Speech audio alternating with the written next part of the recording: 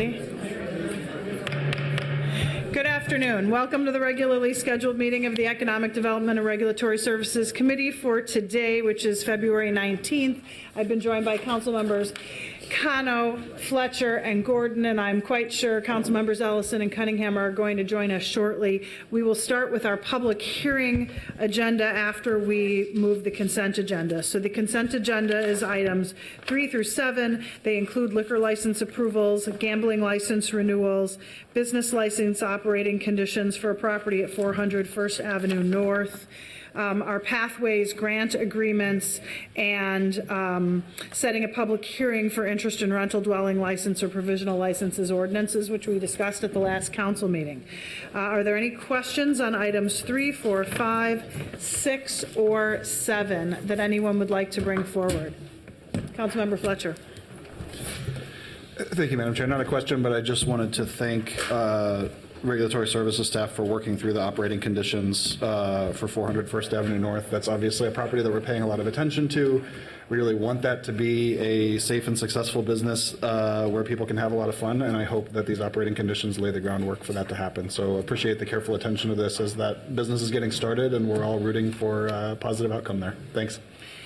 On the consent agenda, I move approval. All in favor signify by saying aye. Aye. Any opposed? Those items are approved. We'll move then to our public hearing agenda, starting with item number 1. Ms. Roberts. Thank you, Madam Chair. Item number 1 is from the applicant Tiny Diner LLC, located at 1024 East 38th Street. This business is making an application to upgrade their license from an on-sale wine license to a full liquor license with Sunday sales limited entertainment. Nothing about their operation will change from what they've previously had, except for they are requesting in their outdoor area on Thursdays when they host a farmer's market to have non-amplified musicians from 5 to 8 p.m. So what are their hours of operation? They operate 7 a.m. to 12 p.m. daily, 12 a.m. daily, and then Sunday through Thursday in the exterior they operate 7 a.m. to 10 p.m. and then Friday and Saturday until 11 p.m. on the exterior. Their business plan clearly states that their entertainment that they are going to be providing is non-amplified, and then only that non-amplified entertainment on the outdoor areas during farmers market. A public hearing is required for this application. The notice was sent out to residents within 600 feet of the premises. We received 6 responses, and of those responses, there were concerns about amplified music and parking. And so at this time, Inspector Lisa Schmeller is making a recommendation to approve as the business plan indicates, and we're available if you have questions. Are there any questions for Ms. Roberts on item number 1? Seeing none, we'll open the public hearing on item number 1, which is an application for on-sale liquor with Sunday sales for the Tiny Diner. Is anyone here to speak to this issue? Is anyone here from the Tiny Diner? Welcome. Please state your name and address for the record. Ann Saxton, I'm here on behalf of Tiny Diner. I just wanted to address the concern over any kind of amplified music. We have no amplified music inside or outside, and we only want to have the acoustic offerings during our farmers market on Thursdays in July and August. Thank you. Thank you for being here, Ms. Sexton. Is there anyone else here to speak to this issue? Anyone? Anyone? Seeing none, we'll close the public hearing. Councilmember Cano. Thank you, Madam Chair. I would like to bring this item forward for the committee. On the motion to approve, are there further comments or questions? Seeing none, all in favor signify by saying aye. Aye. Any opposed? That item is approved. We'll move on then to our second public hearing, Bull's Horn. Ms. Roberts. Thank you, Madam Chair. The item number 2 is from Bull's Horn LLC. It's located at 4563 34th Avenue South. Again, this establishment has an on-sale wine license, and they're making an upgrade to full liquor with Sunday sales limited entertainment. In this case, there is no change. They had similar entertainment in the past, and a public hearing is required for this application. Notices were sent to residents and property owners within 600 feet of the premises, and we've received 4 responses and all of them clearly are in support of the business. At this time, Lisa Schmeller, the inspector, is making a recommendation to approve. Are there any questions for staff on item number 2? Seeing none, this is a public hearing on item number 2, which is an application for on-sale liquor with Sunday sales for Bull's Horn. Is there anyone here to speak to this issue? Is there anyone here from Bull's Horn? Please step forward, state your name and address for the record. Amy Greeley, 4533 42nd Avenue South with Bullshorn. And Doug Flicker, same address. We own Bullshorn and we're very excited at the opportunity. We really don't want anything to change. We're very happy with our business, the family-friendly atmosphere, the way we've been embraced by the neighborhood, and we're just looking to respond to our neighborhood and offer a couple more drinks and not do any sort of fancy program either. So keep it simple and keep it the same. Thank you for being here today. Is there anyone else here to speak to this issue? Anyone? Anyone? Seeing none, we'll close the public hearing. Councilmember Fletcher. Thank you, Madam Chair. I'll move approval of this item. Approval of item number 2 has been moved. Further comments or questions? Seeing none, all in favor signify by saying aye. Aye. Any opposed? That item is approved. Then we'll move on to our last remaining item on the agenda, which is our discussion item of the Upper Harbor Terminal Concept Plan. I will note that the staff will do a presentation for however long it takes, which will be followed by a discussion. Mr. Hanson, can everyone in the audience see? They can look at the screen to see. Will there be an opportunity for the residents of the community to speak and address confidence and safety? Mr. Cheney, there is not a public hearing scheduled, and there will not be public comment at this meeting, but thank you for asking. Mr. Hanson. Madam Chair, members of the committee, my name is Eric Hansen. I'm the Director of Economic Policy and Development for the City of Minneapolis, and today I'm here with the city's CFO, Mark Ruff, and the Director of CPED, David Frank, to present the concept plan for redevelopment of the Upper Harbor Terminal. The Upper Harbor Terminal is the city's former barging terminal. It's a 48-acre site in North Minneapolis that ceased operation after Congress decided to close the upper lock at St. Anthony Falls. Before we get started, I would like to take a moment to thank the extensive staff team that has worked to get us here, including staff from the many divisions of CPED, the Minneapolis Park and Recreation Board, the City Attorney's Office, the Department of Public Works, Finance, Intergovernment Relations, the Mayor's Office, staff from wards 1, 4, 5, and I'm assuming I'm missing a few council member wards there as well. I want to especially thank Kate Lamars, who's been the project manager from the Park Board, who's worked closely with our team, and from the business development team at CPED, Hillary Holmes, who's been the assistant project manager to our legendary Ann Calvert, who has brought this system all the way, this plan up to this point. So I want to thank those two. The Upper Harbor Terminal Concept Plan sets general land uses for redevelopment and allows the project team to begin the next steps of planning that will conclude with a coordinated plan. The coordinated plan will include specific details of development types, capital financing plans, and general phasing. If approved today, we will return to the City Council with a coordinated plan for approval in about 1 year. Approval today signals to the project team general support of the concepts and direction on the development plan and the proposed parameters for phase 1 of the development. And we'll take that advice and we'll further refine and study the overall impacts of the plan based on financial feasibility and impacts to the community. The concept plan advances a vision of the Upper Harbor Terminal derived out of a community process that started with 9 characteristics of success that formed the basis of a 2016 City and Minneapolis Park Board issued request for qualifications. These 9 characteristics that you see on the screen guided our work over the past 2 years, and the concept in front of you reflects these 9 characteristics and the city priorities around design, equity, and sustainability. The concept plan results from an extensive design and community engagement process identifying a basic framework for a multiple phase development of the UHT site, including land use, public infrastructure needs, park boundaries, timing, and implementation strategies. The first phase of this development is the creation of an area of focus of development around Dowling Avenue, Washington Avenue, and the river. Activation of this area of focus requires first constructing the infrastructure such as roads, sidewalks, sewers, and other associated infrastructure to access and support the development in this site. The concept plan sets a range of uses for evaluation during the environmental review and additional financial due diligence that would occur over the next year of planning. The first phase of development on this plan includes many community benefits that we will work towards refining over the next 12 months to add into a coordinated plan and eventually into redevelopment contracts.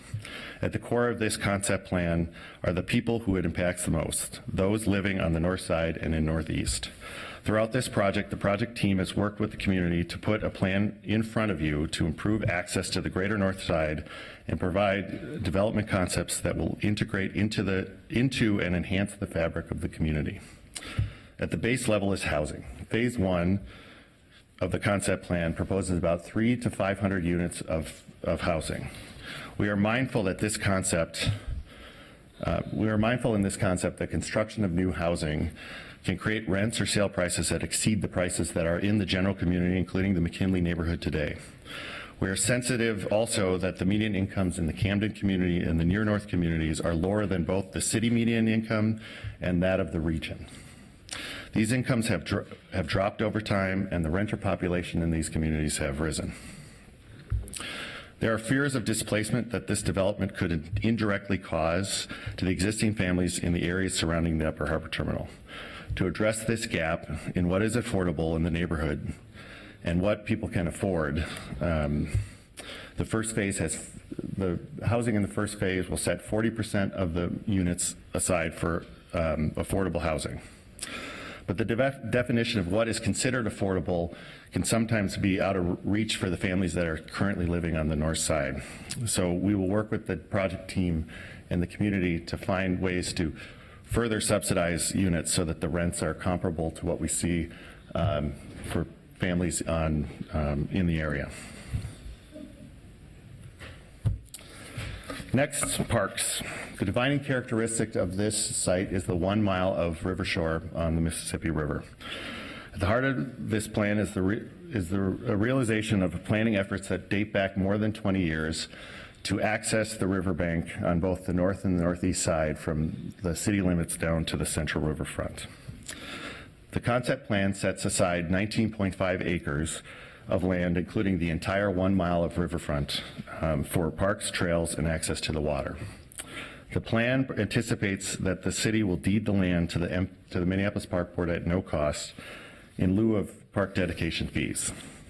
The Park Board will develop $12 million of park infrastructure in the first phase. These improvements include riverbank stabilization, trails, and the development of 2 parks, which we refer to as Dowling Plaza and the Relics Park in the plan. Planning for these improvements will occur over the next year in a separate process, which we will talk about in a minute. The creation of this process is one of 5 proposed actions in front of you today. The illustration on the screen, simply a mock-up of what could be come out of that process around the community-led park planning. Building off of Dowling Plaza and creating the spine of development of phase 1 are active commercial uses in a mix of buildings. The range in the concept plan for commercial uses varies from 40,000 to 85,000 square feet for retail and commercial space for shops, services, and restaurants. You can see in the illustrative images the wide sidewalks along Dowling Avenue to the river parks, which would front this space. To better understand how much commercial space is available, phase 1 could accommodate about 10 to 20 businesses, depending on space needs. The concept plan establishes the goal to have community ownership model for all of this commercial space as one of the components in the coordinated plan next year, to provide for local entrepreneurship opportunities and community wealth building opportunities. Coupled with this commercial space on a 2.5 acre parcel to the south of the Dowling Avenue focus is the Hub, another proposed community-owned component of the plan. The Hub will range from about 130,000 to 280,000 square feet per floor. We're still working on how many floors and what would be in it. And it's located right across the street from what we are calling Relics Park. The proposed uses support uses in the hub would be supportive of urban food systems and community access to such uses. During the next phase of development, the project team will work with the community and the Community Planning and Engagement Committee for the Upper Harbor Terminal project to explore a mix of uses that complement the hub, including office space for green businesses, an indoor-outdoor marketplace, greenhouse, aquaponic, hydroponic growing space, and possibly an integrated utility hub. The integrated utility hub is a closed-loop system that transfers solid and liquid waste into energy and other materials for community use. This would be the first such utility hub of its kind in the nation and is one of the more forward-leaning components of the sustainability elements in this plan. As a baseline for this plan, all of the buildings will meet sustainability goals, and we will work to decrease reliance on greenhouse gases and explore district-wide strategies around stormwater management and energy production. Work will continue to evaluate the opportunities we have to incorporate these practices into the redevelopment with a defined strategy in the coordinated plan.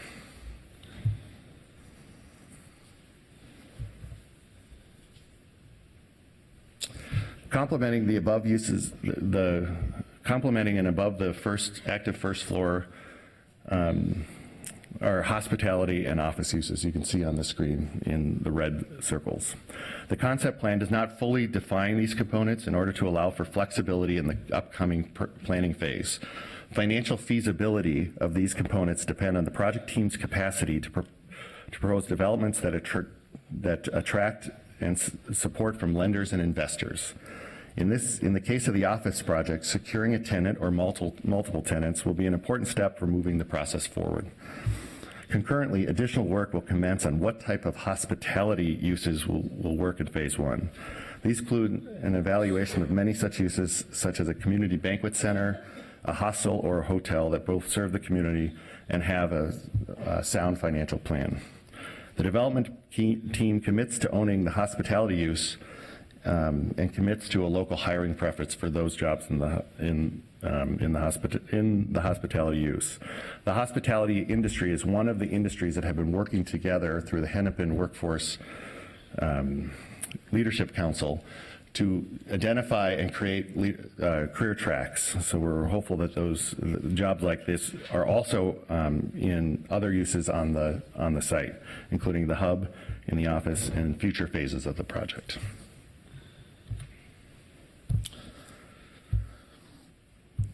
The outdoor music performance venue is the component of the concept plan that the staff team has received most feedback about.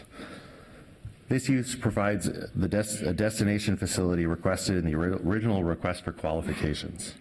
As you can see in these three slides, there are a few designs for this facility.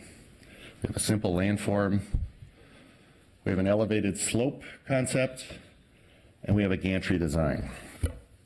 The specific design will be included in the coordinated plan, and it will be a major component of the environmental review based on our work that we will continue with the community.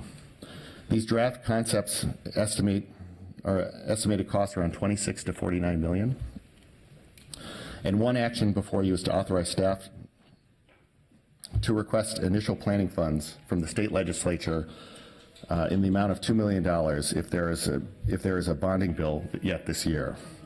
A future request to pursue $18 million in bonding for the capital costs will come with the coordinated plan approval. The city would have to be the sponsor of this request, similar to our partnerships with the Guthrie, McPhail, and the Cole Center. We will develop a partnership model over the next phase of planning that will define the city's role in this facility. The music performance venue plans to hold 50 ticket events each year. The balance of the year of the facility will be available for community uses for the remainder of the year. The First Avenue, which will oversee the facility operations, has pledged to collect fees on tickets to fund free community programming. They are going to provide contracting opportunities for Northside businesses for everything from food and service, beverage services, security, textile, poster printing, and operations on the site. It also has a commitment to increase its participation in the Step Up program to hire as many as 70 interns each year and expose them to careers in the entertainment field. So who are we going to do this with? As you know, the city is not a developer. We will continue our public-private partnership with the community on this process. As you know, the City Council and the Park Board selected United Properties as the master developer in the spring of 2017. United Properties has Thor Companies and First Avenue on their development team. The city has some purview over this development team and the makeup, as you know, and as you instructed us to evaluate 4 weeks ago in response to Thor Company's financial difficulties.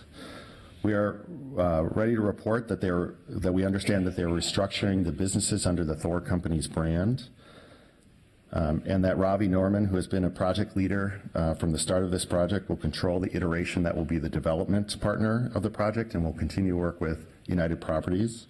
Both Ravi Norman and his business partner in Thor Companies, Richard Copeland, are important business leaders in the community and deserve the benefit of the doubt during the restructuring. And we admit that while the restructuring is happening, we have imperfect information, and it will work itself out in the process. So we commit to return to the City Council no later than July 31st of this year to give you an update on how that's transpiring. Complementing the development team is the newly formed Community Planning and Engagement Committee that this council passed 2 weeks ago. This is a 15-member body that will assist the city and the development team in updating and executing the community engagement plan, helping to broaden the audience and awareness of this project, and assist in the creation and scoping of options for community ownership models, the hub, and future development phases.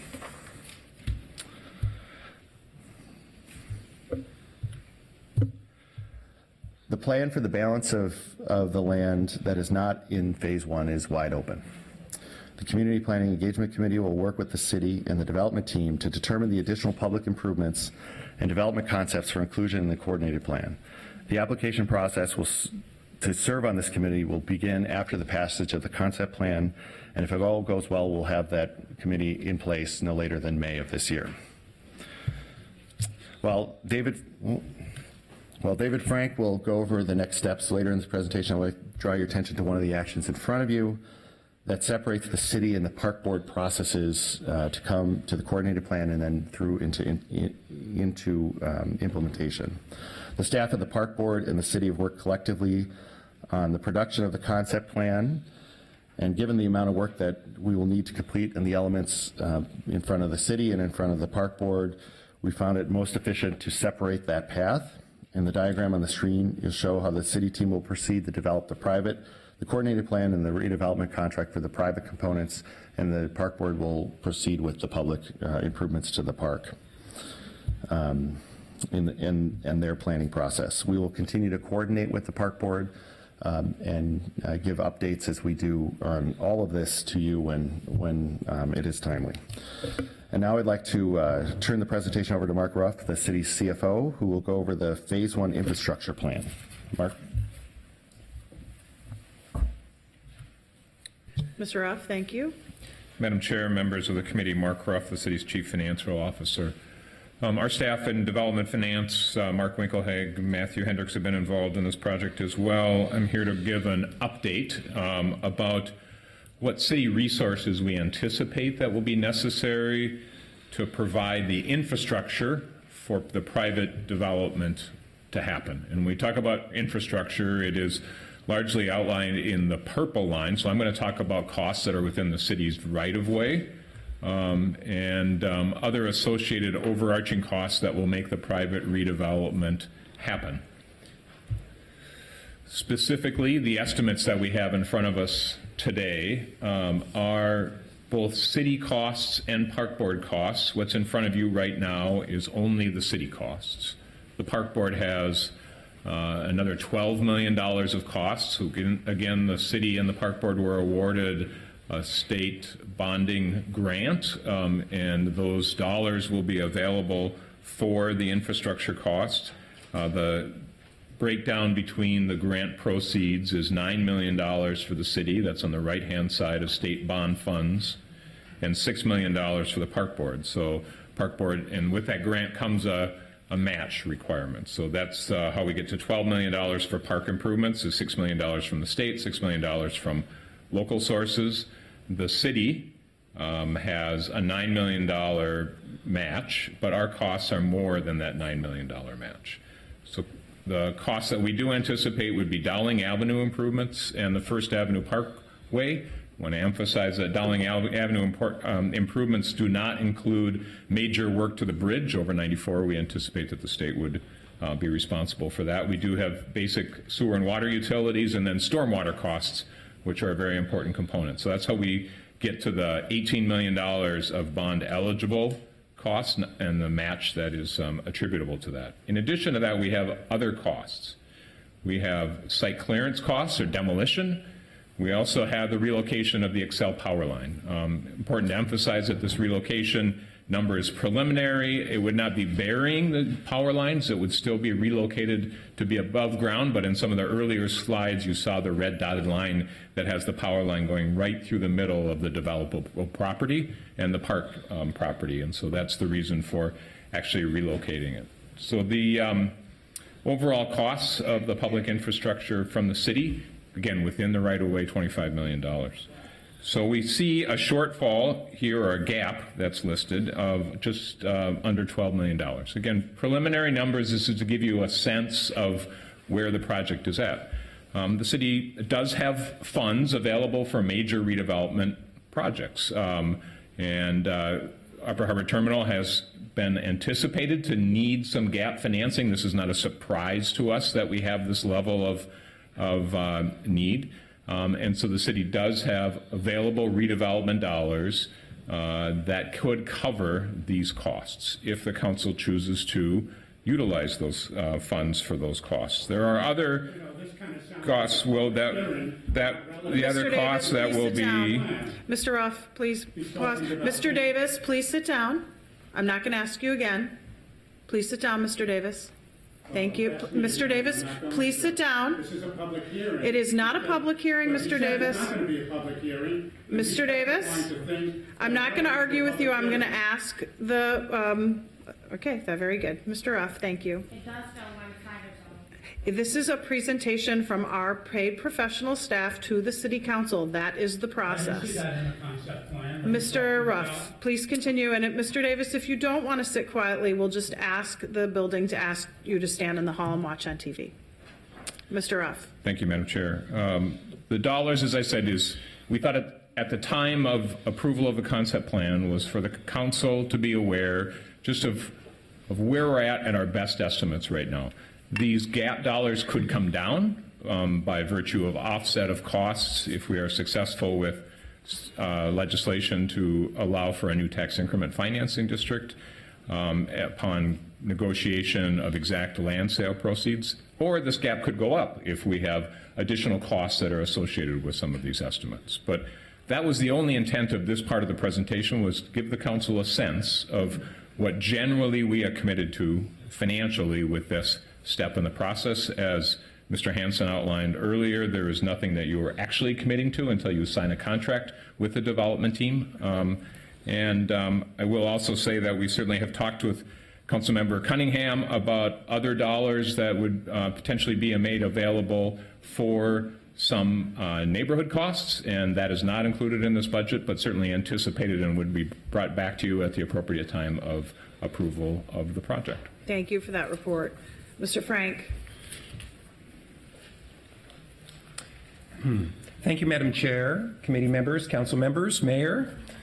I just have several things to tell you about, and then we expect that you will have some questions for us, and we expect some direction from you, and we hope you will support our recommendation. The things I'd like to mention to you today are, there's been a lot of talk about what are the benefits to the community here, and while there is much to be resolved about this project, we'd like to lay out for you just briefly what we see some of the high-level benefits as, with lots more work to do, and then tell you about the timeline, and then we'll wrap up and entertain any questions. So Eric mentioned the affordable housing, right? The city standard for affordable housing when we sell property is 20%, and this project is twice that at the moment. 40% of the units will be affordable, and more is of course a possibility, but as you all know very well, that means more money to achieve either more affordability or deeper targeting of affordability. As Eric mentioned, all of these things. 19 and a half acres of parkland provided at no cost to the Minneapolis Park and Recreation Board, restoration of habitat, and about 1 mile of riverfront access currently owned by the public, by us, and not really available to the public to enjoy. So that's part of this project. We've spent a lot of time and expect to spend a lot more time on community ownership and entrepreneurial opportunities within the project. All throughout the project, there's the idea to have the ground floor be owned by the community. We are working hard to figure that out.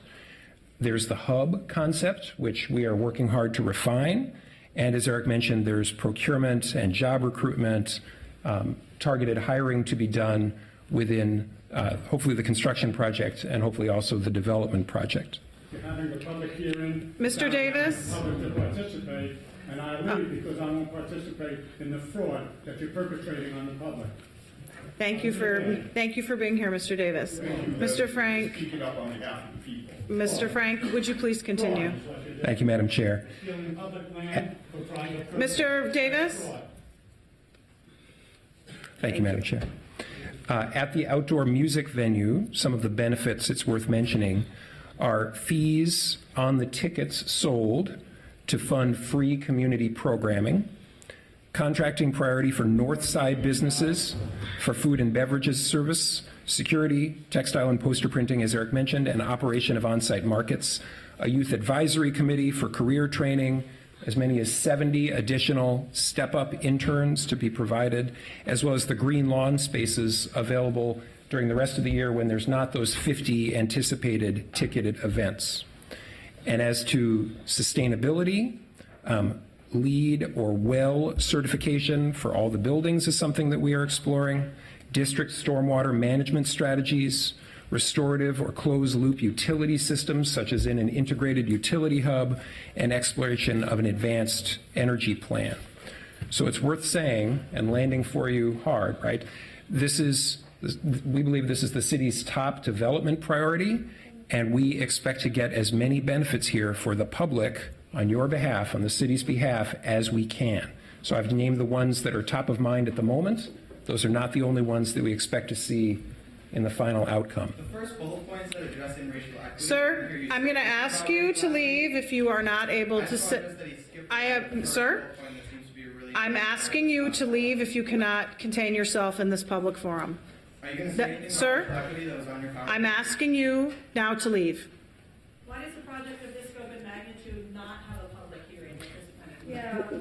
There will be a public hearing when there is a land sale or an actual contract. This is simply a concept plan. And I would ask people to either participate in listening to the transparent staff recommendation or stand in the hallway and watch it on TV. I just want to hear him talk about the stuff that he... Mr. Frank, why don't you go ahead and just continue? Sorry, no mention that he didn't talk about racial equity. Go ahead. Mr. Thank you, Madam Chair. Try to continue, or we don't need to have this transparent presentation either.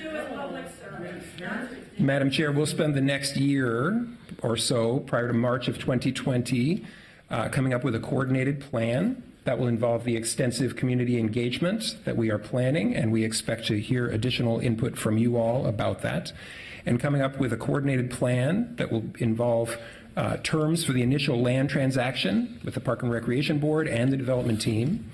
As Eric mentioned, during that time, we in the Park Board will divide our efforts into two tracks: the city track, where we will focus on the private development and city infrastructure, and the Park Board will focus on the planning for its parks.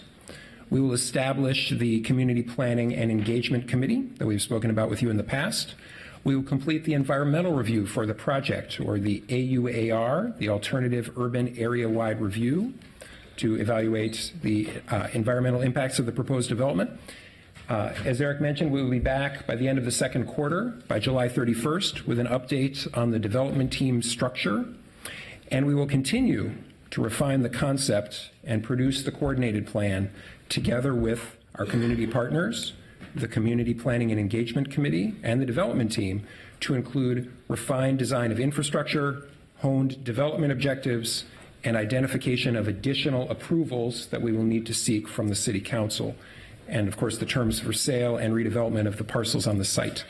It's after all that Actual construction on the site might begin to occur as soon as 2021 or 2022.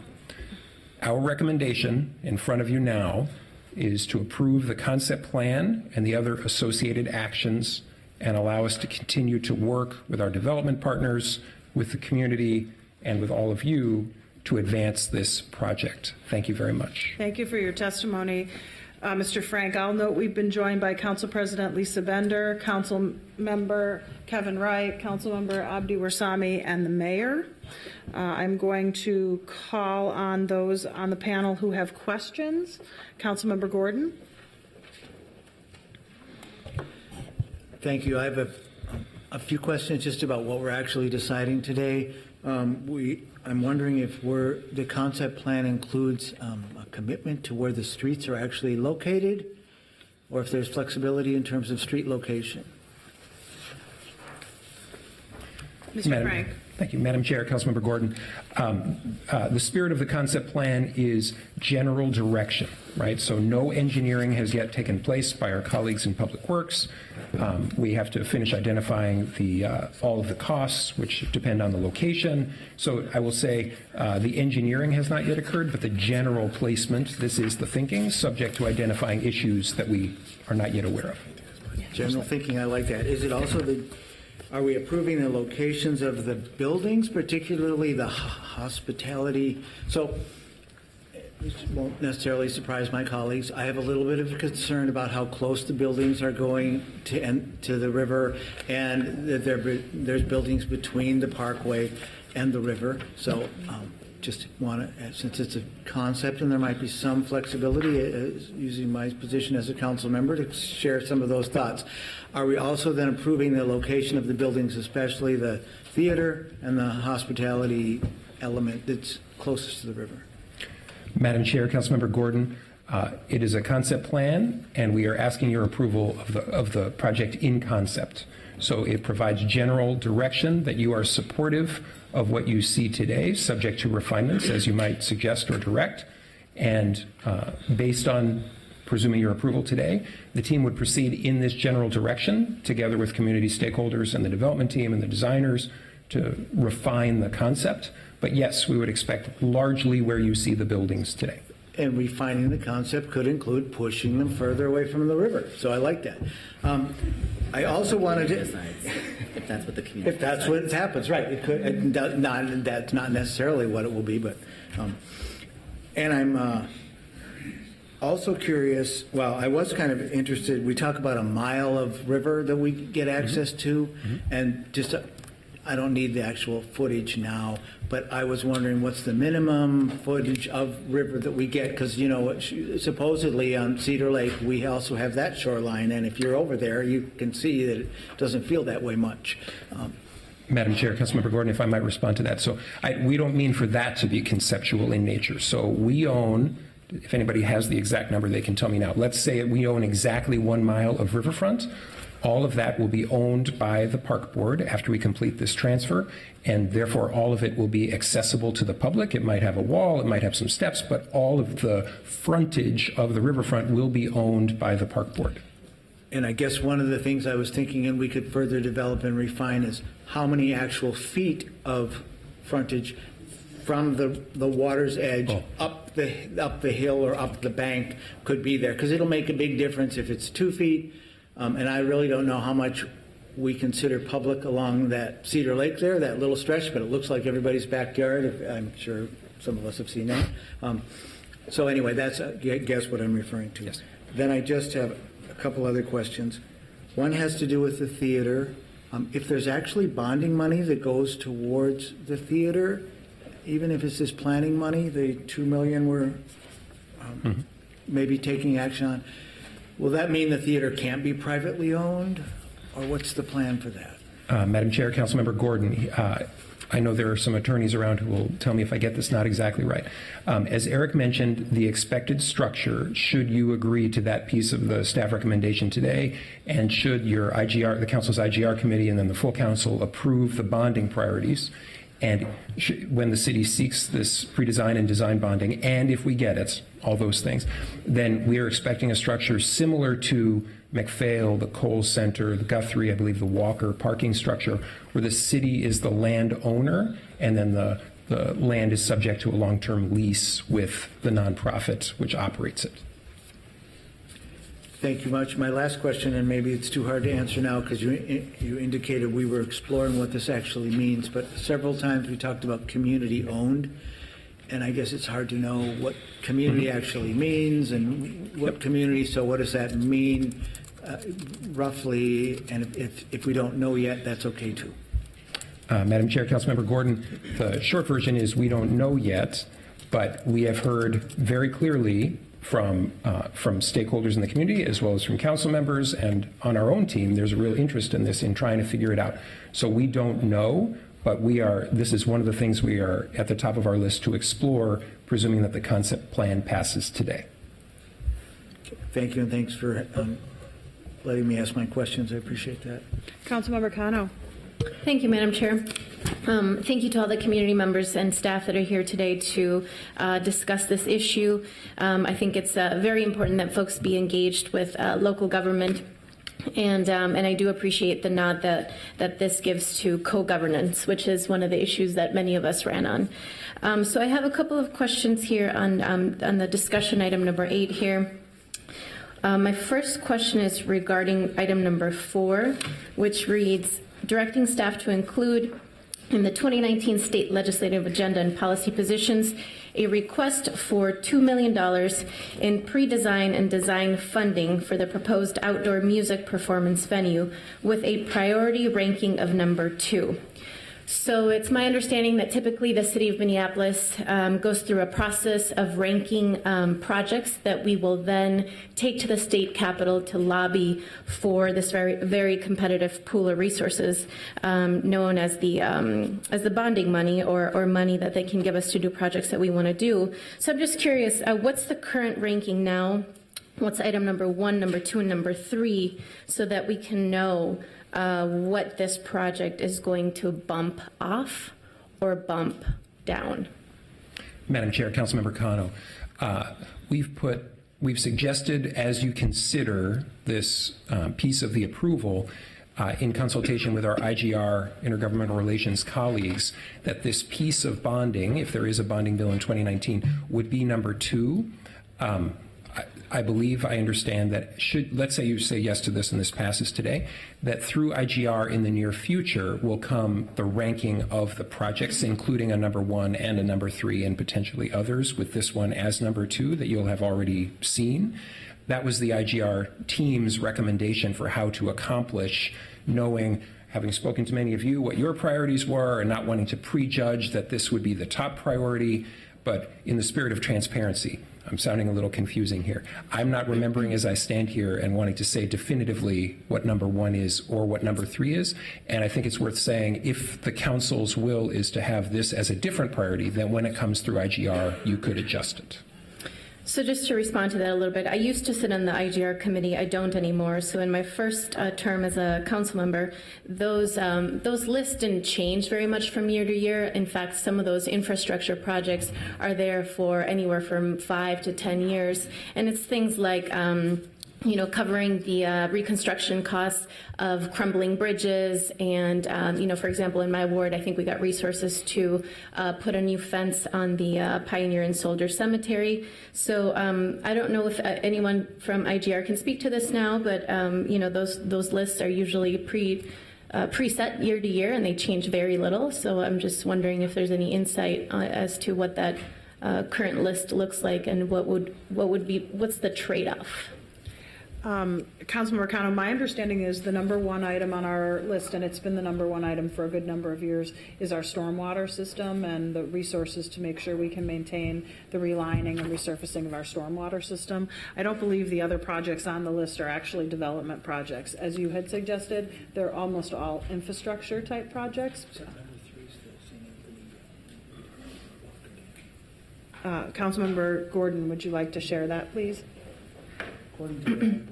According to what I've found, the second item is the phase 2 of our emergency operations and training facility, $2.5 million, and the third is kind of a redevelopment project. It's the $1.5 million for the Upper St. Anthony Falls Lock redevelopment. I believe that's the current. Thank you, colleagues. I appreciate it. I just think it's important to have fill in the gaps here as we're having this discussion on what's coming through that bonding request list. It seems like a heavy lift, and it's going to be an important conversation for us to figure out how we do this. My next item is my next question is on item number 6. So directing the CPED department to collaborate with community-based groups, et cetera. And not be limited to, but could include Policy Link and the Democracy Collaborative to develop a racial equity framework on which the development can be based, and racial equity goals can be defined, measured, and monitored within the next 6 months. So my question on that is really about the fact that I guess I feel the institution should already have this. And should already apply, should be able to apply this racial equity framework on all the development projects that we have. So let me start by asking, does the CPED department currently still have a departmental level policy that says we are not allowed to enter into community-based agreements, otherwise known as CBAs? I just want to know if that's a yes or no. I just want to know if that's still in the books. This is an item that Councilmember Cunningham has put in, so perhaps... Item number 6 in here is a departmental question for staff. It's not for council members. Does the CPED department currently have a policy against CBAs? Yes or no? Mr. Frank. Madam Chair, Councilmember Cano, point of information, then I will answer your question. I believe what you're reading from is an amendment as opposed to part of the staff recommendation, question mark. The answer to your question is we have had a great many questions on the topic of community benefits agreements, and we have realized that the time has come to try to make our peace with this. So we believe that there could well be a community benefits agreement for this very important project, and that the way to enforce it is to make it part of the agreement between the city and the developer so that we have control over making sure that the negotiated items happen. So, thank you, Director. And I just want to ask folks to keep the conversation respectful so I can help contextualize some of the questions that I have here. This is by no means an attack on staff or trying to get staff to feel uncomfortable with this. What I'm trying to explain here is that we have struggled with how to make our developments turn racial equity, our city's racial equity goals into reality, because we have some significant barriers within the institution that do that. So, for example, over the last 3 to 4 years, many of you know that we have had a Ninth Ward contentious project, which was the expansion of the Hiawatha campus site, otherwise known as the Roof Depot project. And over those years, I consistently asked, what community benefits agreement can we enter with our community to do that? So again, trying to figure out what vehicle within the institution can we, as elected officials who ran on a progressive platform, who want to reach our racial equity initiatives in a more meaningful way, what vehicles, what resources, what help do we have within the institution to complete or achieve those goals? And there's very little. So one of the things was that at the time, perhaps this is changing now, and it's good that it's changing, there was a departmental policy at the CPED level that blocked any development project from entering into a community benefits agreement conversation. Back then, there was no political will to address that. Hopefully there is more of that now. So I just want to flag that for my colleagues here, because this has been a difficult conversation to have on all development projects that impact racially concentrated areas of poverty. That is the definition that the Met Council designed, not that I came up with myself. So to that point, I think I want to be able to work on this item of how do we develop a racial equity framework for the development projects that are most likely to have a displacement or gentrification impact in communities that are low income, rich in culture, rich in language, rich in diversity, but low on capital. And so I appreciate that this is being brought forward on this particular project as item number 6, as written out in our discussion.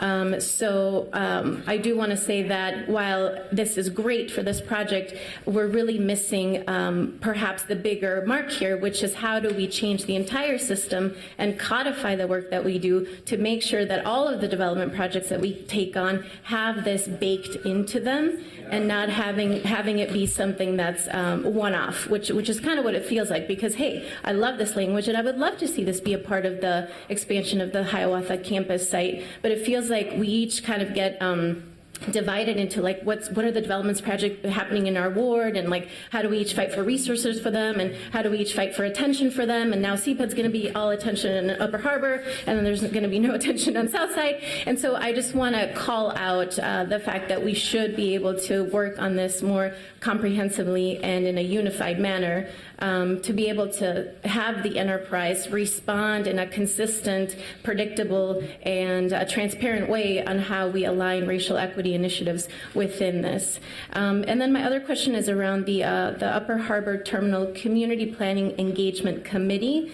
I'm curious about what is the current makeup of that committee, and if there's a list that people can go to. Is there as you know, many of our commissions, our boards, and our task force, they have a website where folks can publicly log on and see the membership and see who folks are, engage with those folks, talk to them about the project. So I'm just curious about where people can find out more information about the engagement committee, not only for the public, but for policymakers ourselves. And then also if there could be a little bit more explanation on the item 7.2, which is collaborate to develop 3 scenarios to assess where financial feasibility and environmental impact.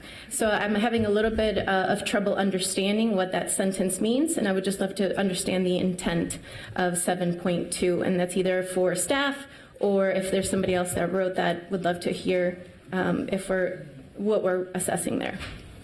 Mr. Hanson. Right. Councilmember Goodman, Councilmember Cano, I can answer the first part around the 15-member panel. We will start promoting that after the approval of the concept plan. That was actually approved by the City Council 2 weeks ago. Mm-hmm. So at 15 members, there's neighborhood residents, there's cultural representation, and then a member from the business community, a member from the AFCAC, the Above the Falls Community Advisory Committee, and the Environmental Justice Coordinating Committee. So those are the 10. And then 2 more appointments from the mayor. They started with 13 and 15. Councilmember Cunningham was at the kind of the root of writing up that commission, so he can answer more of those questions. He also is the author of that point that you have about 7.2. So okay. I defer to the council member on the answer to those questions. Sure. Councilmember Cunningham, did you want to speak to those 2 issues, which is the community panel and on our agenda, item 8, number 7.2? And you can say no if the answer is no. Yeah, well, I mean, I'm happy to explain it. So the idea is to create the various components of what would be that would be then tested by the development team and invested in to be able to figure out what is the most reasonable, and then the community group can then make an informed decision after being able to deliberate with the most information possible. So that's really what that's meant to do, is to essentially co-create what exactly those scenarios should look like, and then have them ready for them to be able to deliberate from. Are there other questions for staff? Councilmember Cano? I just wanted to say thank you to my colleague for answering that last question, 7.2. I'd be happy to chat with you further about the intents and goal of that. And I would like to encourage us to make sure that the Upper Harbor Terminal Community Planning and Engagement Committee, that information is up on our website somewhere, just so we can kind of connect folks to that conversation. So with that, Madam Chair, thank you. Councilmember Cano, thank you. Are there other questions for staff, specifically questions for staff? Councilmember Bender. Thank you, Madam Chair. I just wanted to briefly say I'm not on the committee, so appreciate being able to sit through this part. I do have to leave for another commitment. So I really just wanted to thank you, but also particularly Councilmembers Cunningham and Ellison for all of the work that has gone into the things that you'll hear next. And I wish I could speak after, but and I just want to say, I was here last term and we have 2 new council members who've been in office for 1 year. So much of the community engagement work that went into the early years of this project had different council members in office at the time. And so I want to just reiterate something that many of us have said, which is that the council members who are here now have our full support and for their leadership as they bring a lot of this new, much richer work to this project. I hear discussions, and I know much of it will be talked about now, about very innovative environmental commitments, about riverfront preservation, about land ownership and maintaining public ownership of land, about deep housing affordability, and about many things that go beyond this site into the community and looking at anti-displacement work, much of which these 2 council members are leading in many other ways, not just on this site. And so the rest of us, I think, aren't particularly motivated to, force this project forward or, I think we're just here to really follow the lead of the council members from the wards, and both of them have put in an enormous amount of work into this project, particularly Councilmember Cunningham, who represents the ward that this is in, but then of course just a couple blocks away we come to Ward 5. So thank you for giving me a moment to just reiterate my support for their leadership, and thanks to the committee for letting me be here today. Thank you for being here, Madam President. I'm going to move approval of the staff recommendation, which will allow Council Members Cunningham and Ellison to address the packet of amendments with regard to specific amendments and then the issues surrounding displacement, starting with Councilmember Cunningham. Thank you, Madam Chair. So I am bringing forward 5 amendments to the concept plan today in collaboration with Council Members Ellison and Gordon. Would you like for me to go over them one by one and move each independently, or would you like for me to do it as a package? I think it makes sense to do it in a package. I'm wondering if there are extra copies for the audience. Right over by the city clerk. There are copies of the packet of amendments. Okay, so great. Folks will be able to follow along, and we'll also have Mr. Frank here project it so folks are able to see it as well. All right, so we're going to get those passed out, and so folks have an opportunity to maybe share if there aren't enough, but it looks like there's a lot of them. And Councilmember Cunningham, why don't you begin and just go through each of the changes you're proposing today, and Mr. Frank can put them up on the screen as well for those who haven't yet gotten a copy. All right, thank you so much. I also am happy to yield at any time with the chair's permission to Councilmember Ellison to add any additional information about these amendments. And as mentioned, he will be bringing forward a separate staff direction. So for amendment number 1, at the start of our community-based public forum, Councilmember and I anchored the space with these shared values between us as council members and the community. A panelist at the forum responded to that with, that's really great to hear, but where is that listed in the concept plan? So this amendment is meant to create a new page 3, naming these shared values to address that. These values are our foundational commitments, particularly to ensure people of color on the north side are the primary beneficiaries of this development project. The amendment reads, values, recognizing this redevelopment project is happening within a vulnerable community and presents a significant opportunity to build community wealth on the north side. The city, MPRB, and the development team are doing business differently by bringing the following values to the Upper Harbour Terminal redevelopment project. Disruption of gentrification and displacement, racial equity and justice, community ownership, environmental justice and sustainability, and affordable housing, and valuing public space and infrastructure. Amendment number 2 that's being brought forward, there is one technical amendment correcting the Upper Harbour Terminal Community Advisory Committee by deleting advisory and replacing it with planning and engagement to reflect the amended resolution that was approved, as well as more accurately capture the type of work this community group will be doing. The second amendment is the inclusion of an analysis of options for the land being held remaining in public trust, and I wanted to yield to Councilmember Ellison because I know this is something he's excited about. Yes. Thank you all. Also, I'll be chairing the committee until Councilmember Goodman gets back. She had to step out for a reason. So this might look like a small adjustment to the plan. The city will explore options for the land to be held in public trust. But I actually think it's a really big deal for this project. This is the river, as Councilmember Gordon has mentioned, as a lot of community members have mentioned. We currently own this site. And while we want to see this site activated and we want folks to, we want the development team to make sure that they do what's in the public's best interest, the city also has to do what's in the public's best interest. And I think that having real options to explore and to ultimately making it a priority to ensure that the public continues to own the land underneath the development is really the intention of this bullet point. And I think that that's a big deal. God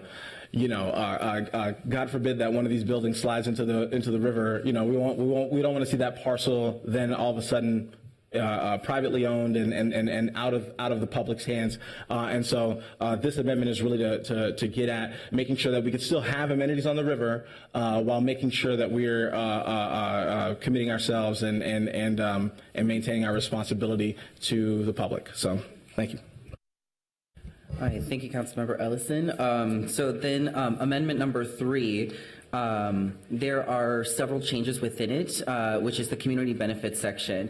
First, community voice in the co-creation process and a community benefits agreement has been embedded in the first paragraph to read, in addition to pursuing the sustainability goals noted in the next section, the development team and the Upper Harbor Terminal Community Planning and Engagement Committee will be exploring and researching the following community benefits concepts during the next stage of planning. And then the additional the addition of the community benefits agreement will be embedded in the redevelopment agreement upon the passage of the coordinated plan. Councilmember. Yes. Just wanted to add to that. There is this question of CBAs and community benefits agreements, and I'm glad that Councilmember Cano sort of mentioned it and forced the issue. It's something that is difficult to navigate. For instance, if the city has this agreement with the developer, who is the third party, right? Who is the community party?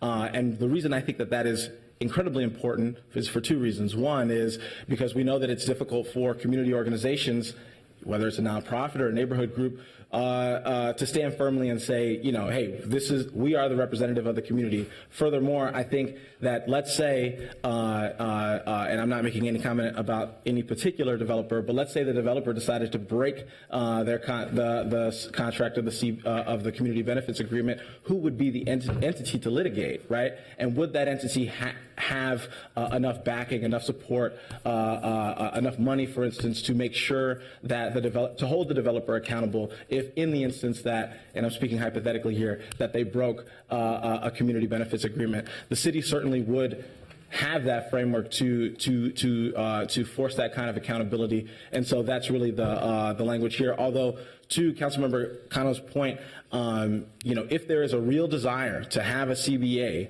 that is not between the city and the developer, I'm open to exploring that. But as of right now, I do feel like we haven't landed on a solid question of how would that tool be have any accountability to it, and who would be the entity to hold the developer accountable. That's why it's worded this way. So thank you. Thank you for that clarification as well. All right, so then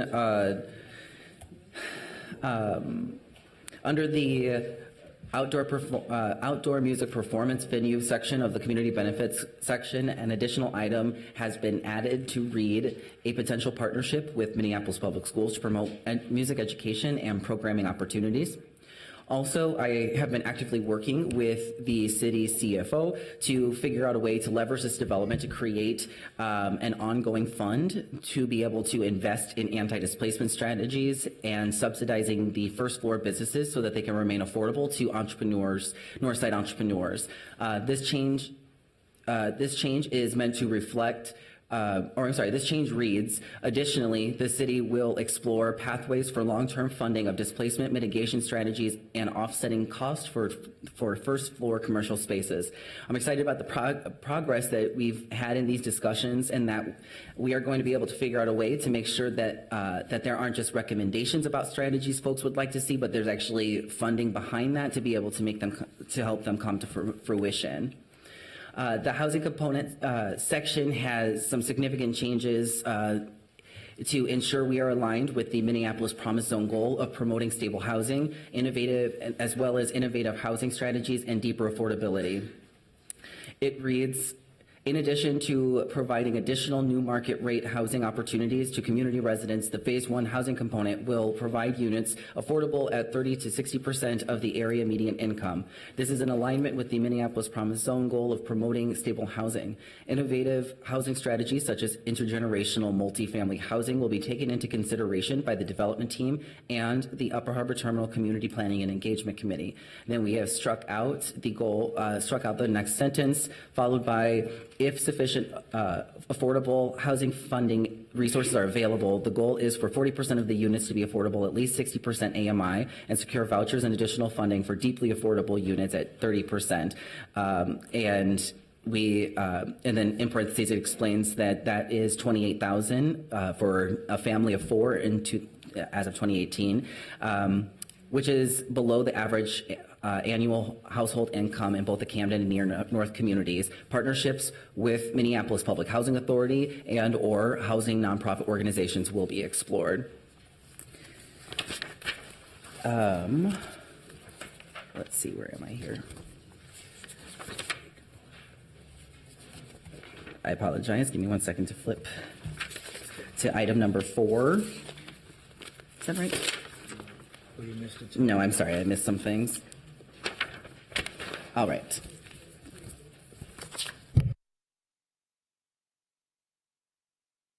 I apologize, there's 13 pages.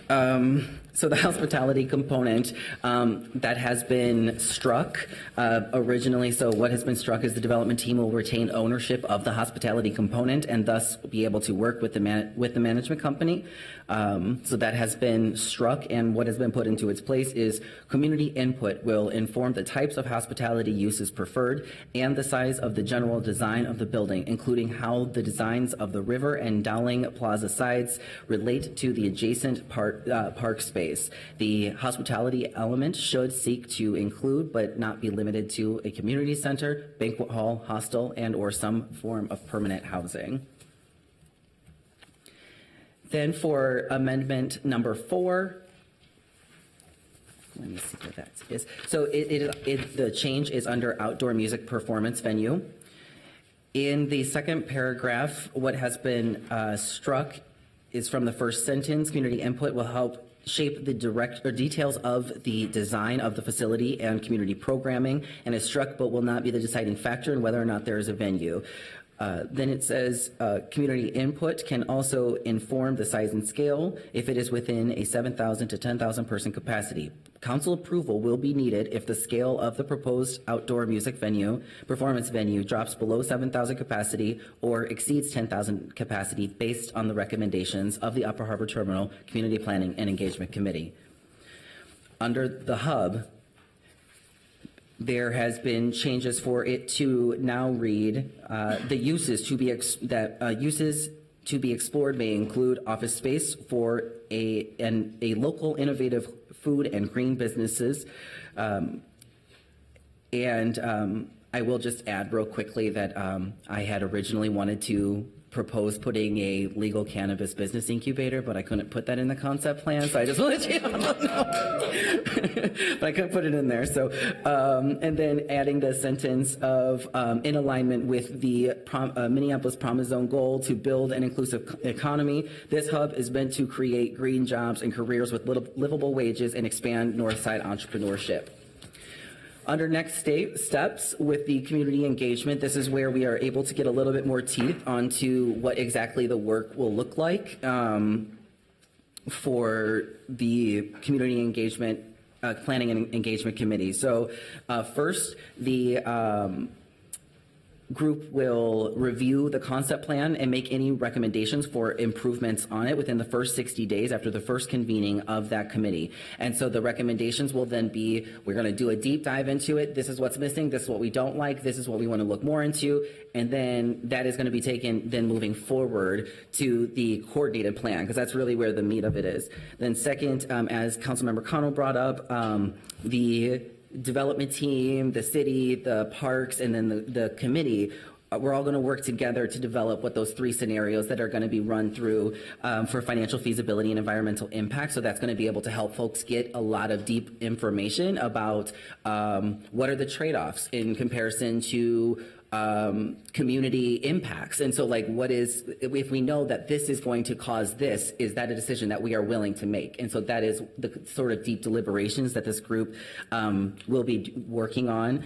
And then also to support this community to lead more in-depth and long-term community engagement. Definitely have heard and understand that community engagement needs to be deeper than consultation. And so that is what the underlying intention of this is to be, is so that it is actually more deliberative, it's more democratic, and it's more culturally competent in terms of really being able to figure out how to meet people where they are. And so Juxtaposition did an amazing job with the task that they had been assigned, and they did wonderful work. And now we can add on to that. So yeah, can we give a round of applause to Juxta kids? Always happy to support our Northside kids. And then also the group will be supported in the committee's participation in and centering of deliberative democratic strategies, and something that has been frequently requested is eco-district protocols. Following that, strategies emphasizing democratic participation and co-creation will be explored, as well as community engagement strategies recommended by the Upper Harbor Terminal Community Planning and Engagement Committee. The underlying principles of the strategies employed should include, but are not limited to, transparency in decision-making, including the consideration and clear communication of multiple options based on desirability and feasibility, co-creation between community members and the development team through each step of the process, engagement that draws in new participants and seeks to close potential knowledge gaps between the technical experts and community members and vice versa. The engagement process will build knowledge, skills, and leadership in the community, and clearly defined goals and metrics to measure progress should be employed to evaluate the engagement process. Under that, Councilmember Quick. oh yes, I'm sorry, please. Just wanted to say that for those who have been having conversations with Councilmember Cunningham and I in the last 2 weeks, month, you're going to recognize some of that language as your own language, because it is. And I just wanted to say, if it sounded familiar. and I just wanted to say that while I think it is helpful to have those community members who can do a deep dive, right, as with the CPEC, right, not to be confused with the CPAC, there's no formal strategy could stand in place of continued community engagement. I just want to acknowledge that,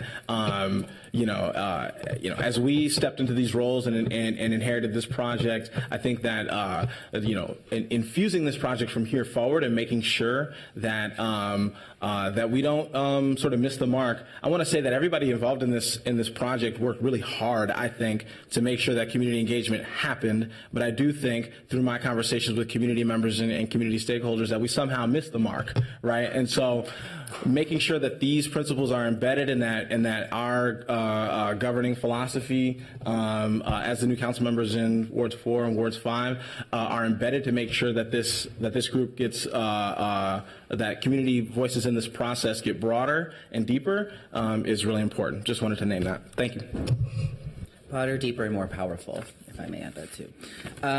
So then under the racial equity framework that has also been added, so I added this in and had this staff direction because there is a current gap with a standard is a little bit standard. sorry, I couldn't do it in an so we don't have anything right now at the city that is a racial equity framework for us to be able to analyze. And so that was a gap that became apparent while I've been involved in this process.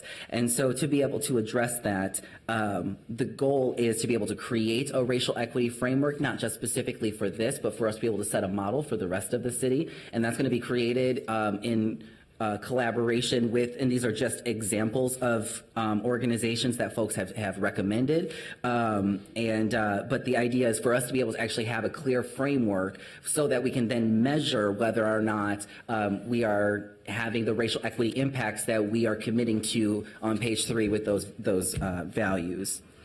So just wanted to write that very clearly in there that a racial equity framework is essential and will be expected as a part of this project.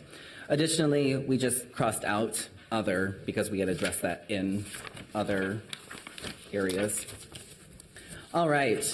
And then, thank you everybody for being super patient. So then the final amendment is amendment number 5. This is in collaboration with Councilmembers Ellison and Gordon. So I just wanted to add, I'll just read through what the first paragraph. So the city MPRB and development team shared the goal of implementing a redevelopment project that is sustainable, and then we added innovative and responds to community interests as well as city goals and policies. Environmental justice and sustainability are values within this redevelopment project. Minneapolis Climate Action Plan goals will be named in the coordinated plan. So there is that. And then I want to turn it over actually to Councilmember Gordon to talk about why did we change it from LEED to the state B3 standards. Well, our intention there was to raise the standards a little bit higher, and this is something that happens throughout the state and also in St. Paul. So St. Paul, I was looking at what they're doing in their redevelopment at the Ford plant, and they say that all buildings will meet the state's B3 standards, and possibly we have another standards, the WELL standards. And from my understanding, I think that is the equivalent of LEED Silver. Okay, cool. I'm getting some head nods. All right, and then 2 last pieces that have been changed here. The last couple sentences, you can see here that there were some changes. This would include ways to maximize energy efficiency and conservation, renewable energy generation and use, district heating and cooling, and elimination of dependence on natural gas. These options are to be prioritized unless it is determined that doing so would significantly impact the cost of the project. In this event, City Council approval is required for further action. And then the last component, which I heard very loud and clear, was green zones. We need to make sure green zones are a part of this work. It's within it, so explicitly named here within the sustainability space. So here it reads green zones. The Northern Green Zone is a place-based policy initiative aimed at improving health and supporting economic development using environmentally conscious efforts in communities that face the cumulative effects of environmental pollution as well as social, political, and economic vulnerability. Given this redevelopment project will take place within a green zone, collaboration with the Northern Green Zone Committee, and incorporating the 12 green zone goals where applicable in the coordinated plan. So, with that, Madam Chair, I would like to move those 5 amendments for approval. Councilmember Cunningham, I consider those friendly, so we will include those in the main motion, and Okay. I will call on Councilmember Ellison to add his staff direction as well. Thank you, Madam Chair. I've had a lot of conversations with community members about anti-displacement work, anti-displacement policy work. What's the city doing on this? And certainly terms like gentrification and policy ideas like anti-displacement, anti-gentrification, those terms have been around for a long time, but cities around the country have just started implementing them within the last handful of years. In Minneapolis, we're looking to join in those cities who are taking up this work. To that end, for the past year or so, Council Vice President Andrea Jenkins and I have been meeting with other cities, via conference call, as well as going to a few other cities to talk to them about different policies they've been engaging in to make anti-displacement real.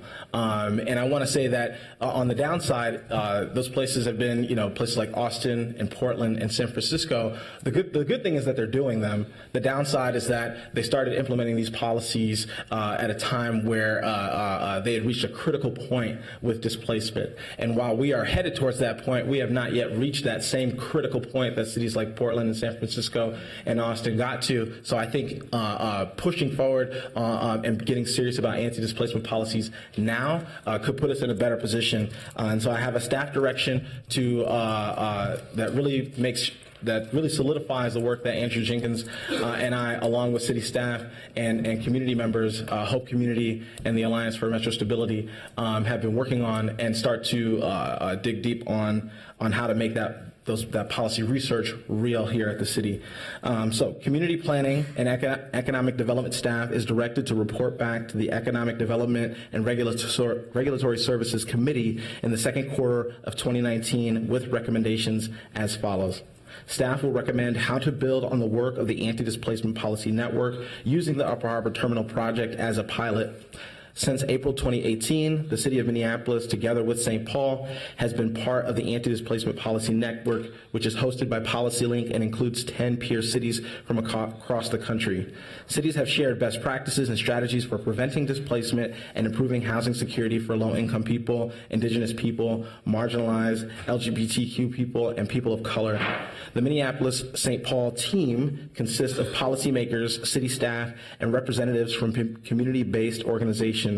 The team will be hosting a community forum this spring to share what it has learned through participation in the network and to share potential policy ideas to help mitigate displacement. Staff will recommend which anti-displacement policy network policy ideas should be considered for pilot programs and how the pilot anti-displacement strategies should be aligned with the development of the coordinated plan for Upper Harbor Terminal. Staff recommendations will consider city authority and financial and market feasibility. Staff will also recommend what group should work on exploring the viability of policy ideas and developing a strategy to turn the policy ideas into pilot programs. This group will design the pilot programs, make recommendations for the geographic areas in which they should be operative, and also what metrics should be used to evaluate the social impact of the programs. And so by having this work run concurrent alongside Upper Harbor Terminal but not be tied to Upper Harbor Terminal, I also think that it will help us address other displacement pressures that are happening across the city, and not just with the development of UHT. So thank you. Okay, so that's a staff direction I also consider friendly, so we'll include that in the main motion, and now we'll see if there's anyone who would like to speak to the main motion. And I know the mayor's here, and I'm not sure what your timeline is, so I will ask you if you'd like to speak first. Certainly, Madam Chair, if now works for you. So I'd like to start out by saying a fairly long series of thank yous, but it is these thank yous that are really critical here to the project and the state we are in presently. Upper Harbor Terminal has the ability to be a transformational project. For quite a long time, there's been very intentional disinvestment from a community that is deserving, from a community that is talented and exceptional in every single way, but has been intentionally separated from one of its most vital assets, which is that riverfront, by a whole lot of heavy industrial followed by a massive highway. And in getting to a yes solution, it requires a whole lot of community engagement. It requires difficult conversations, and it requires amendments like the ones that we just saw put forward by Council Members Cunningham and Council Members Ellison. And I cannot say thank you enough. The work that you did, highlighted by, I think, one statement, I don't remember who made it, where you said if you recognize the language, you should because you wrote it. That was poignant, that was powerful, and that's community engagement done right. Thank you. From the bottom of my heart. And Councilmember Cunningham, I know you've had to navigate a difficult process, and you've done so with style. Chair Goodman, thank you as well for helping to usher the project through, even through difficulty. I could thank every single person on the committee, I'm quite certain. To our staff, thank you. You know, they've been at this project not just for 1 year, not just for one term, but quite a long time. And we talk about transforming 48 acres of land and a mile stretch along the riverfront that has previously been uninhabited by, well, people. It's a significant endeavor. I'd like to thank your staff as well, who have undoubtedly helped put this project where it is today. To my staff, Sean Pierce, for bringing it to this present state. And, you know, community first has got to mean community first. And that means putting people of color, especially those from North Minneapolis, as primary beneficiary. And while we are only a concept plan at this stage, I think we're going in the right direction. And working with community towards a final product is going to be essential, and we're going to be doing so with the community, and thank you. Thank you. We're going to be doing so with the development team, and thank you so much for your work as well. This requires a whole lot of moving parts and a whole lot of different people working together, and you know what? I'm proud to say that we're getting there. So again, thank you for all of your work. I'm proud to be a part of it, and of course I'm for the concept design with the amendments at the present state. Thanks. Councilmember Cano. Thank you, Madam Chair. And I also want to thank the council members who have been leading the charge on this issue, particularly Councilmember Philippe Cunningham and Councilmember Ellison. I do have a question and a friendly amendment to the staff direction that Councilmember Ellison just put forward. And I'm wondering if you would be open to adding two pieces of language here.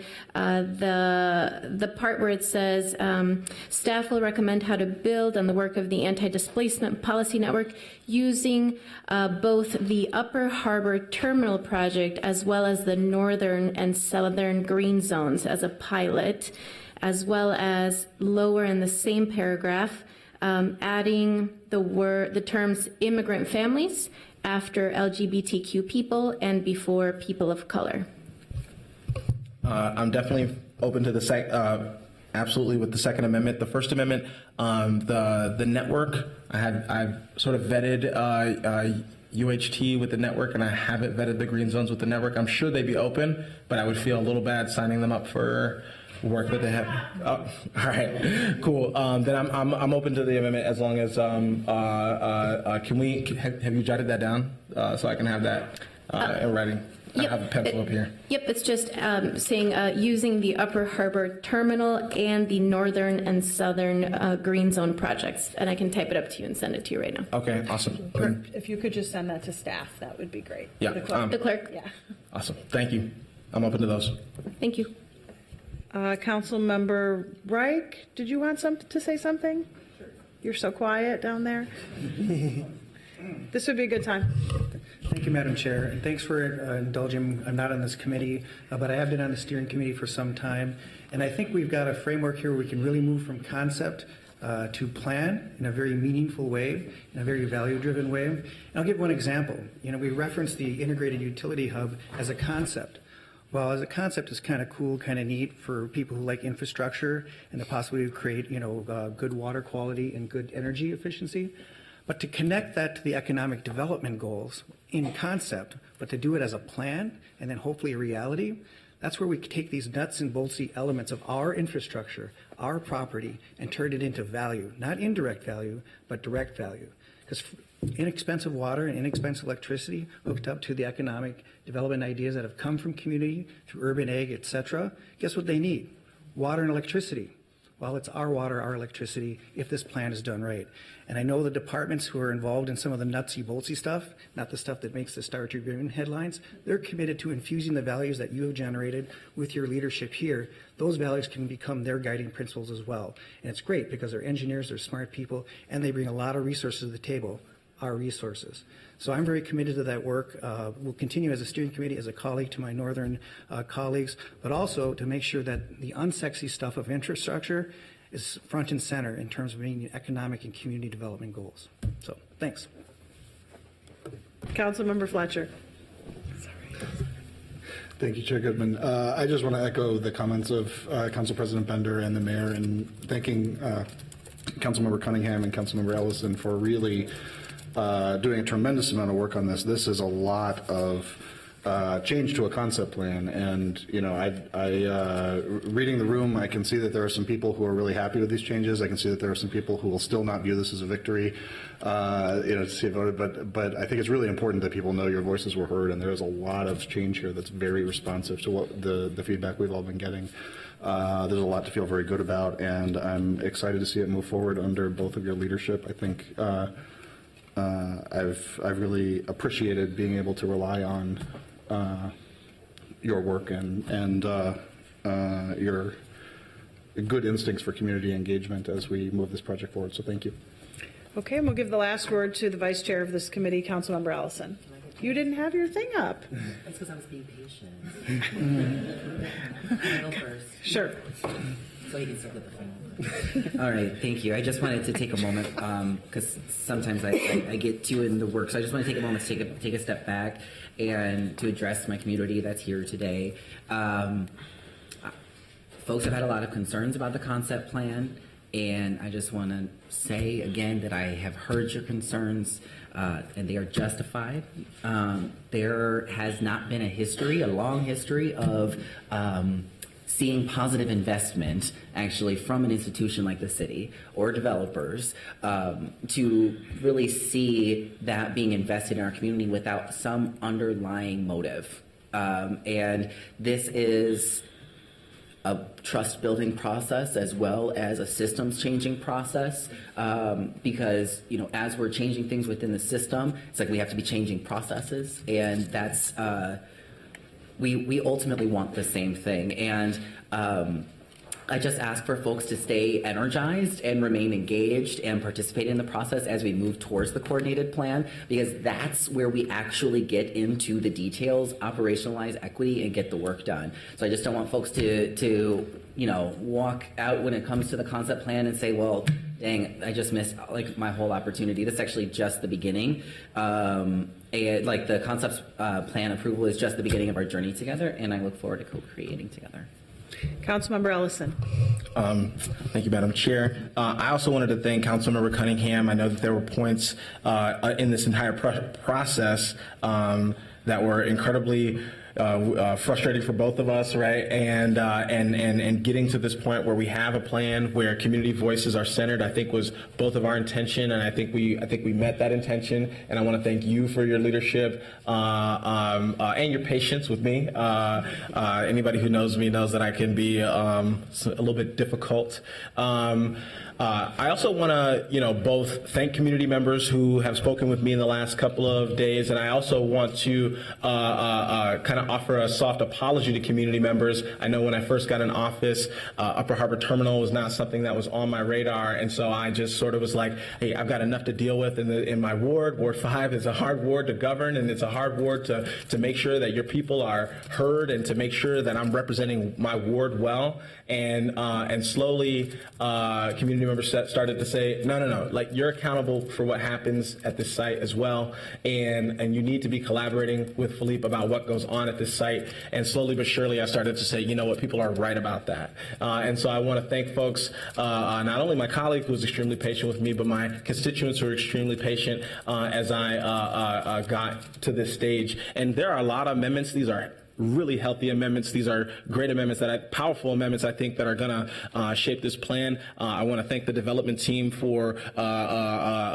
being willing to engage with two different council members that you didn't necessarily start out with and meet us here and deal with all of our pesky demands. And I just want to say that while there are a lot of amendments here, my hope is that when we get to the coordinated plan, there aren't a lot of amendments because we will have done the engagement. We will have, I will have sunk my teeth into this project and into engaging with you to the point where we don't have this many concerns. We don't have this many questions. There aren't so many unanswered questions about what's going on with the plan. And so my commitment is to be involved in this plan and to make sure that your voice continues to be centered as we move forward. And so thank you all for being here. Thank you for causing a bit of a stir. And thank you for your support of me. So thank you.